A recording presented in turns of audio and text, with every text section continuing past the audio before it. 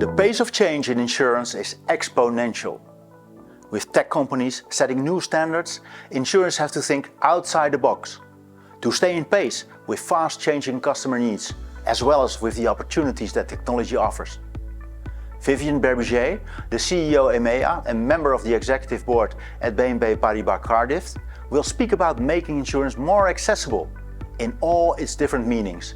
Please welcome Vivien on stage.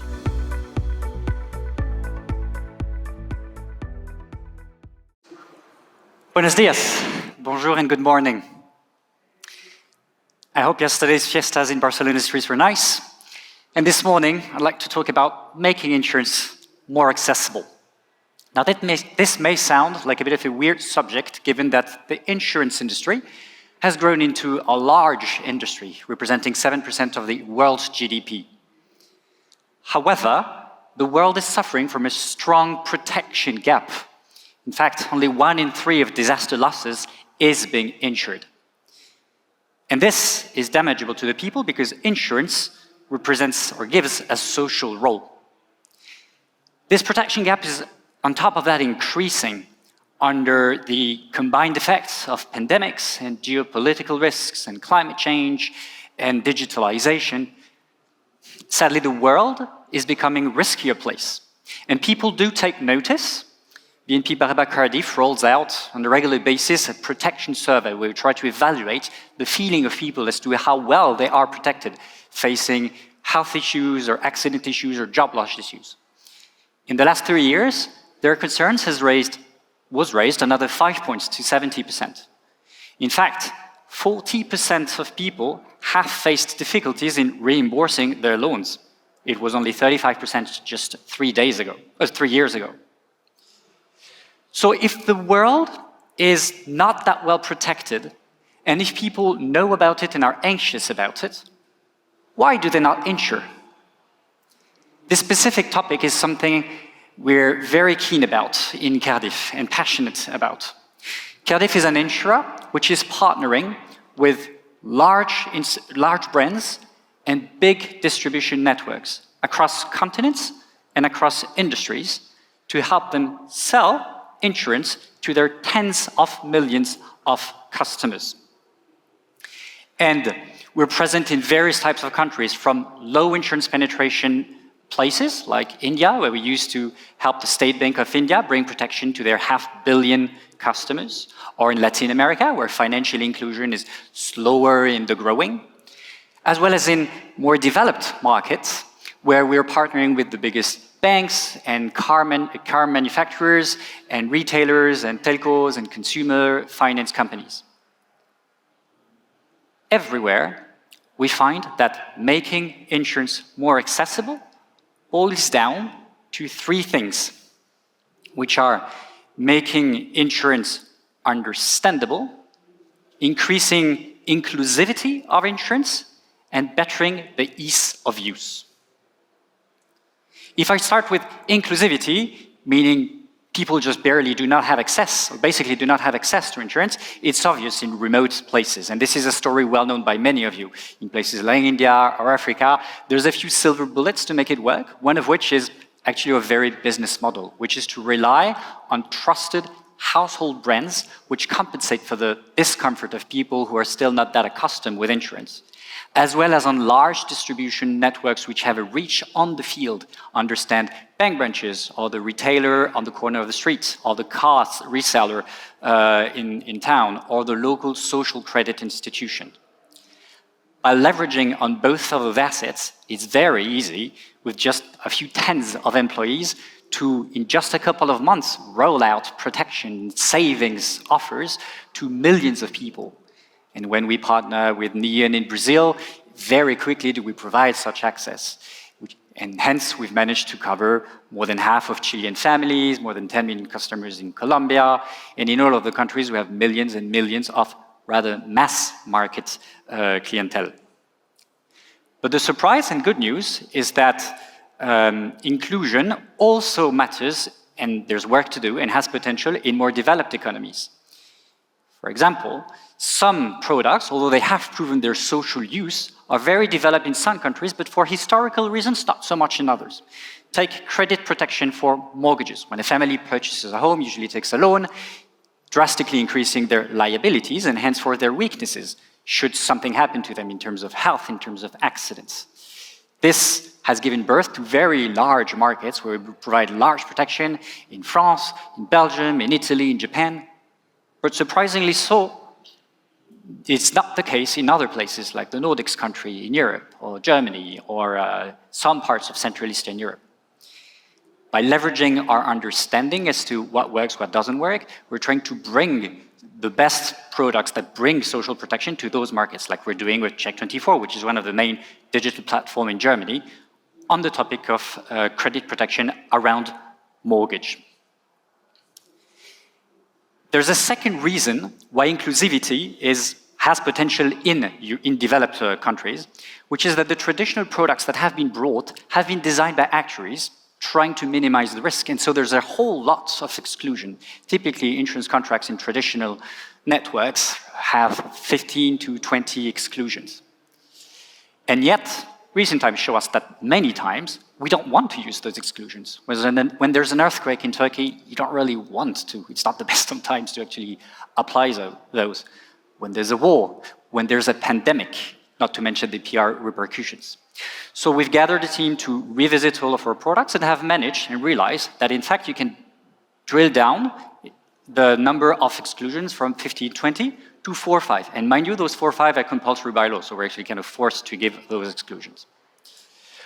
Overall, by revising all this, we make insurance more inclusive. And this allows us to provide insurance and cover in Japan to people who have had cancer and were not in a capacity to have insurance, or to raise the bar in terms of age in Taiwan to the people to whom we can offer coverage from 60 years old to 70 years old, or protect people in France who have inflammatory bowel disease, and all those sorts of aggravated risks which up to now were not covered.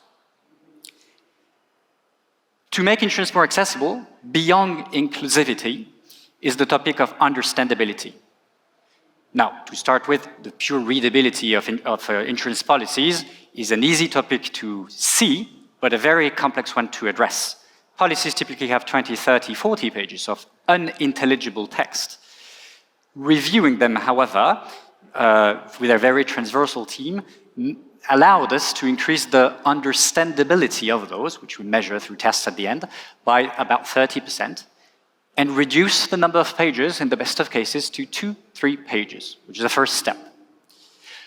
But beyond making the policies per se more intelligible, there needs to be a series of assets to accompany the understanding of insurance in various points of the journey, and many of them at the moment of subscription. This can be very tech-oriented assets, many of which I'm assuming many of you know very well, from assets allowing you to evaluate and understand your insurance needs, which work fairly well, to assets trying to showcase to you the holes that you have in your protection, having a look at your portfolio of insurances, something we've discovered isn't there completely yet, although PSD3 may change the topic very much. Chatbots proved very useful. Gaming, where I'm not sure that many people have really cracked the code up to now. And frankly, the most efficient isn't that much technological, but pure old training. Because today, at least as of now, large parts of the sales across the world, when you have a look at the mass market, are still being done in a fairly physical way. So that actual training of the various people interacting with the clients matters enormously. Now, mind you, we're talking about smarter training than the ones we used to, based on way more data and analytics based on this, so as to laser point the various trainings that we do, based on retention statistics, feedbacks from the client, as well as sentiment analysis based on speech to text from various interactions that we've had. But training proves to be extremely effective.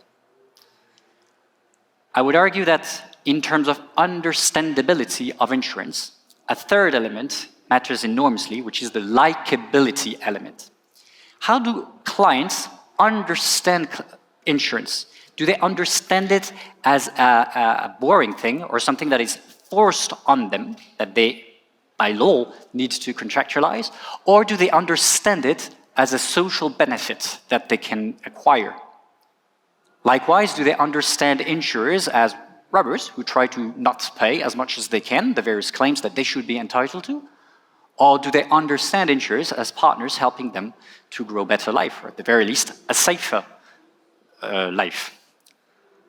To that regard, we've rolled out an experiment which turned out into an innovation for us, which proved very, very efficient, starting in Latin America and then gradually being spread throughout Europe, which is reversing the paradigm or the storytelling on insurance from a negative to a positive storytelling. Taking it as an example, unemployment insurance, which we happen to be the leader of in many countries in the world. Unemployment is something that is not that often purchased, and surprisingly so, not even that often used, even when people do have a claim that they should be entitled with. So to reverse this, we stopped selling unemployment insurance and turned to employability. Note the difference from negative to positive. We've accompanied this with an ecosystem of service to nurture this employability, from upskilling services to training to pass interviews, to job fairs, etc. And we've also set up a series of forces, teams equipped with data analytics and communication tools to engage clients and ensure, promote usage. And this combination of a storytelling which is positive, of ecosystem of services, and of promoting engagement has turned out to be extremely effective. In the sense that before, about 1% of people use something out of Cardif, and it's moved to a 30%, so that's a 30-fold. And if you just focus on the insurance side of this, this has increased our claims ratio up to 38%, which is something we celebrate, because that's exactly what we're trying to do. Beyond inclusivity and beyond understandability is the notion of ease of use.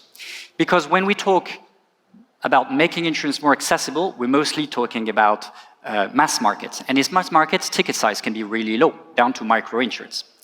When you have very low ticket sizes, any disruption in the process, be it the subscription process or even the claims process, immediately triggers drop rates, significantly so. So that if your processes are not extremely streamlined, you lose people who end up not being covered or not using what they should be using. So we've worked on all of the elements or parts of the journeys, starting with subscription, of course, which boils down to a very famous topic, which is embedding insurance, which is very entrenched in our DNA, meaning facilitating and making very smooth the purchase of insurance inside our partners' journeys. Now this, again, meant acquiring, developing, and rolling out a series of assets, some very tech-based, some less so, to accompany the sell and to help make it very smooth. This comes from leveraging on data that the partners have, so leveraging the pre-knowledge of clients that the distributor partner has, so as to pre-fill forms, etc. This also means context sharing, so that there is no disruption in the experience, in the outlook. This means callbacks on disrupted digital journeys. But it also means, again, less digital things, because the reality of the volumes of mass market is still non-digital in various parts, including optimization of telemarketing scripts when it comes to selling, propensity models, so this is a bit tech, but to help out the telemarketers actually promote the sales, because telemarketing goes hand in hand with digital, which otherwise wouldn't sell that massively. Beyond subscription, in the claims process as well, we need to help. Because surprisingly, even though people have had a claim and are entitled to it, they drop out of it. They drop out of it because the claims may be too small, or because we asked too many documents, and so they postpone it for a later point and then they forget about it, or perhaps it's downright to administrative phobia for some of them. So what we did was simplify drastically the claims process, starting by reducing the number of documents that are needed. Sounds easy, but it means completely re-engineering all of our processes. And we've pushed it down to 1 or 2 documents from the initial 6 or 7 documents that were initially required from them. Then we streamlined the whole process. You take a photo, you put it on WeChat or WhatsApp, SMS, OCR, automatic decision. So trying to get to the sacrosanct few seconds claims reimbursement. which we've managed in some countries, but are still rolling out in various others. What ended up really working, or one of the most efficient things that we've had today, is the good old Amazon-like type of communication, meaning informing the client along the various stages of the claims process. By doing so, we've recaptured a series of people who had dropped out of the process, significantly increasing our claims ratio, which again, is our very goal. So this makes it very efficient. And then the next step is probably parametrical. We've already had implemented several of them, mostly on death, on unemployment, on incapacity and invalidity. And we've done this in various countries, either leveraging public databases, whenever we could strike a deal with authorities, or databases were already available, or also leveraging our partners' databases, trying to capture weak signals. For example, if on the current account of the clients of our partners, the revenue line disappears, maybe a good indication of a job loss, so that we proactively take contact with the clients. This evidently has had a very strong effect on our overall loss ratios. So overall, we're making insurance more accessible through those three things: inclusivity, understandability, and ease of use. This evidently comes along with we want to pay more, which from time to time surprises our partners, may surprise some of you. Now, we're not crazy, we're still a with-profit organization. But what we're trying to do by trying to pay more is to change the financial equilibrium. In fact, to change the very social contract between the various players in this insurance field. Change the social contract between insurees first, in the sense that the very mutualization paradigm is changed. In B2B2C insurance, bank insurance, as many would call it, you have, from time to time, a mutualization which is a bit tweaked, where value is captured by those who understand the system, from time to time play the system, to the detriment of those who are unaware, are distracted, or are victims of mis-selling. So there's a first paradigm, which is to push through social mutualization. The second financial change, or equilibrium, that we're trying to change is how we split and grow the cake. We're trying to make a fairer cut of the cake, whereby the final clients get more value, actually use the insurance that they have. But in so doing, we're changing so many things along subscription and retention that we end up having a bigger cake with way higher penetration rates and way higher retention rates, as well, en passant, as way higher NPS. For example, the Amazon-like communication I was talking about raised NPS by 40 points. All of those represent enormous value for our distributors, and so henceforth, it's a bigger cake. Now, because this change of paradigm takes a lot of modifications along all of the axes that I've mentioned, it requires an ecosystem of many actors, like-minded and going in the same direction of making insurance more accessible. Again, a strong brand which knows and cares about its final clients, large and powerful distribution networks, experts in bank insurance distribution expertise. It's a bit of a different type than the traditional insurance. Experts in risk, which is something a bit long in the acquiring, as well as a gamut of TPAs, reinsurers, providers, startups on which we partner with or invest in, who are unbundling parts from time to time really successfully, especially around client experience. Now, we're fortunate enough that this taps exactly into who we are, meaning we arm alliances and ecosystems of players and have been doing so for some time. So we're always eager to develop further the capacities of those ecosystems that we arm. In so, I'd like to finish with a call of arms. If you feel like making insurance more accessible is something you care about, and if you think this is something where you can bring in such or such challenges that I've mentioned, please do contact us. Easy to contact us on our corporate websites or LinkedIn, where, by the way, I'll be posting some of the elements I've mentioned today. We're always very happy to discuss how to make insurance more accessible. Thank you very much.